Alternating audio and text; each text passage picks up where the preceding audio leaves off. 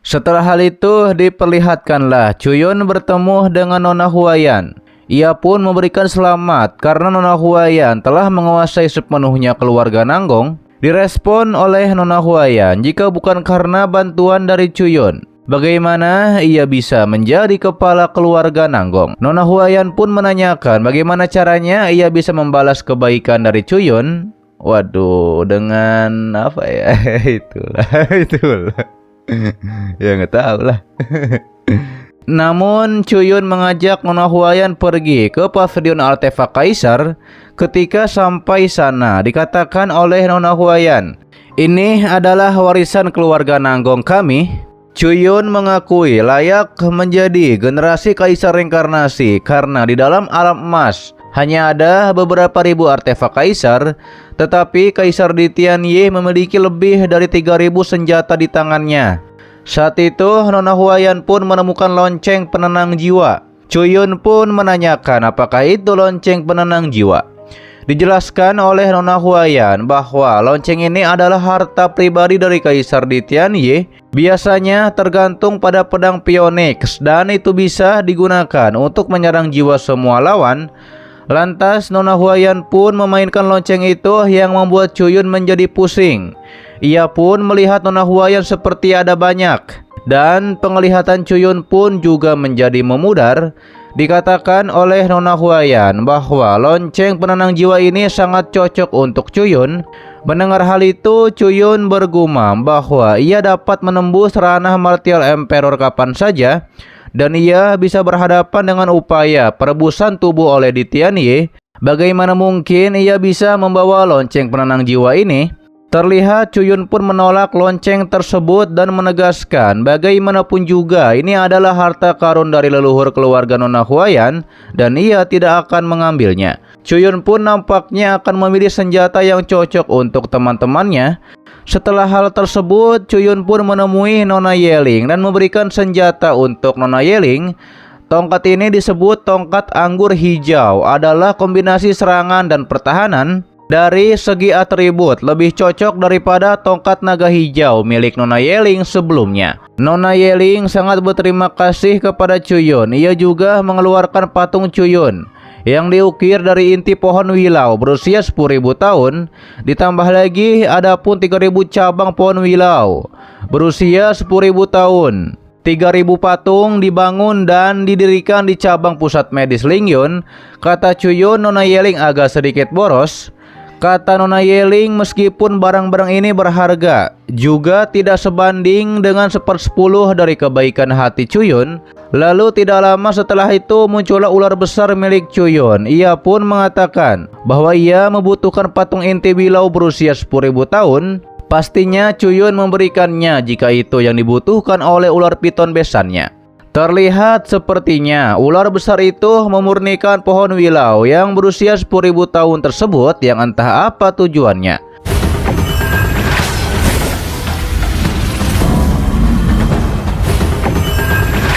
Kembali kepada MC Cuyun, ia pun membawa perhiasan yang cukup banyak. Bahkan Cuyun membayangkan betapa cantiknya Liu Xiang jika memakai semua perhiasan ini. Tapi sayangnya Cuyun tidak dalam posisi untuk menemui Liu Xiang sekarang. Lalu Cuyun bertemu dengan Nona Bing. Cuyun memberitahu ia pergi ke pavilion artefak kaisar keluarga Nanggong untuk mengambil harta karun.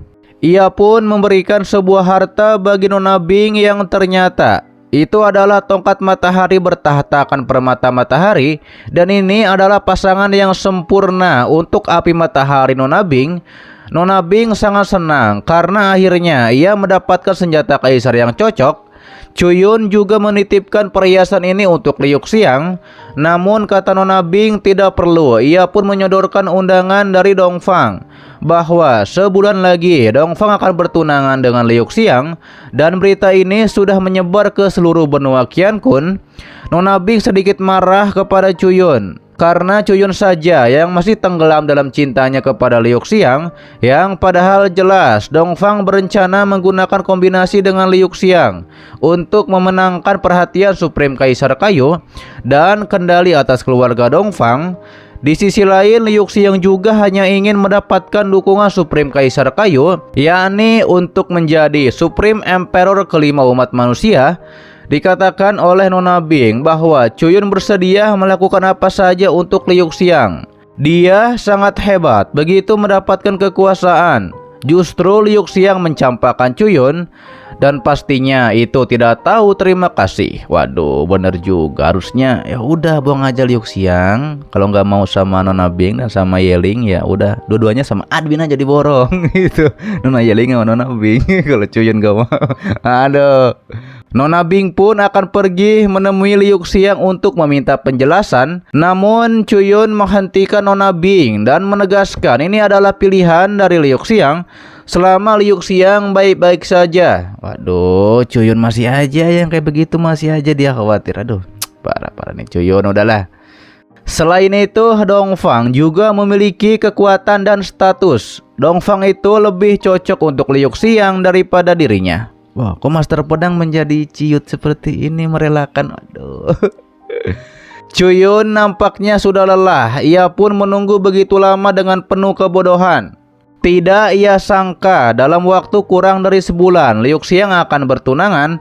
Di dunia asing ini Liu Xiang sebenarnya hanya punya Chuyun sebagai keluarga. Chuyun akan memberikan hadiah pertunangan untuk Liu Xiang. Masih aja Chuyun mau udah dihianatin, masih hanya mau beri hadiah. Aduh.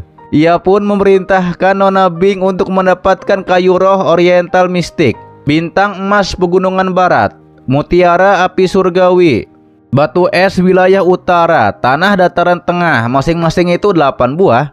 Namun kata Nona Bing itu tidak mungkin. Semua itu adalah harta karun langka dan berharga surgawi kelas 9. Tempat ini selalu dianggap sebagai wilayah terlarang oleh 5 Supreme Emperor. Namun kata Chuyun, ia memiliki sesuatu yang ia inginkan. Tidak boleh ada orang yang menolaknya. Di malam harinya, Nona Bing meminta bertemu dengan tetua keluarga Nanggong. Disampaikan oleh 2 penjaga keluarga Nanggong bahwa keluarga Nanggongnya adalah salah satu 5 keluarga besar di benua Qiankun, dan Nona Bing tidak bisa begitu saja bertemu dengan tetua.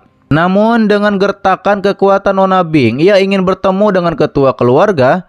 Hingga akhirnya 2 tetua pun muncul dan menanyakan, dari mana datangnya anak kecil yang sombong ini, beraninya mengganggu keluarga Nanggongnya. Nona Bing berkata, ia diperintah oleh Chuyun untuk mengambil kayu roh oriental mistik, bintang emas pegunungan barat, mutiara api surgawi, selatan batu es wilayah utara, tanah dataran tengah, masing-masing 8 buah. Kata tetua, ia tidak pernah mendengar nama Chuyun. Kelima bahan ini untuk membuat senjata kaisar adalah sumber data strategis bagi 5 keluarga besar, karena mereka hanya mengumpulkan kurang dari 30 item dalam ribuan tahun. Dan jangan berbicara tentang orang yang bukan siapa-siapa seperti Chuyun. Bahkan 5 Supreme Emperor pun juga tidak bisa memberikannya begitu saja. Kata Nona Bing, ia harus mendapatkannya sendiri. Hingga akhirnya Nona Bing bertarung dengan para tetua itu. Hingga akhirnya Chuyun pun muncul di sana. Dengan tegas Chuyun bilang, serahkan 8 mutiara api surgawi, maka itu akan dapat menjamin keamanan keluarga Nanggong. Namun kata ketua keluarga Nanggong, bahkan jika itu adalah Chuyun, tidak akan bisa mengambilnya. Terlihat Chuyun pun dikepung oleh para ketua keluarga Nanggong. Hingga muncul martial Emperor Sutra Ungu, yakni Nona Moli. Ia mengatakan kepada Chuyun, jangan berlebihan, ini bukan tempat untuk Chuyun bermain-main. Tapi kata Chuyun, ia bertekad untuk melakukan sesuatu dan tidak ada yang bisa menghentikannya.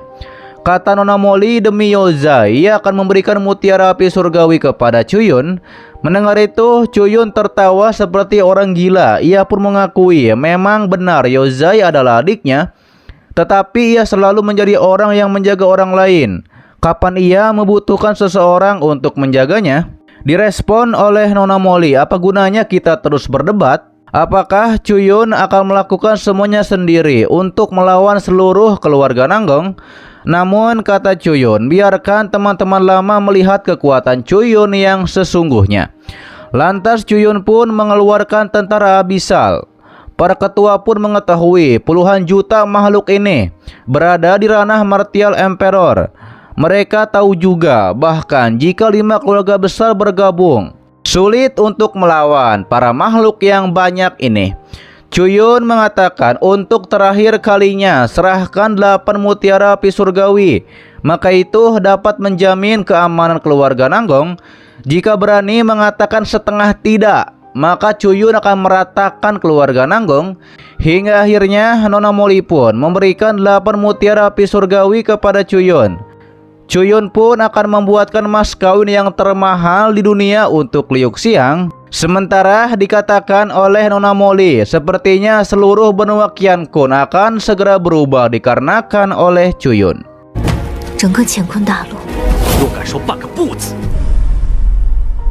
Oke guys, itu adalah lanjutan alur cerita Donghua Spirit Souls of Right part ke-163-nya di season 4 kali ini. Dan untuk pas selanjutnya seperti biasa akan diupdate setelah episode barunya sudah muncul. Oke, terima kasih buat kalian yang menonton sampai detik ini dan selalu mensupport channel admin. Sehat-sehat buat kalian semua dan jangan lupa di subscribe agar kalian tidak ketinggalan setiap notif berikutnya. Loncengnya juga dipencet, oke, agar kalian tidak ketinggalan setiap video baru lainnya. Dan sampai jumpa kembali di video selanjutnya. Till next time and bye bye. Assalamualaikum warahmatullahi wabarakatuh.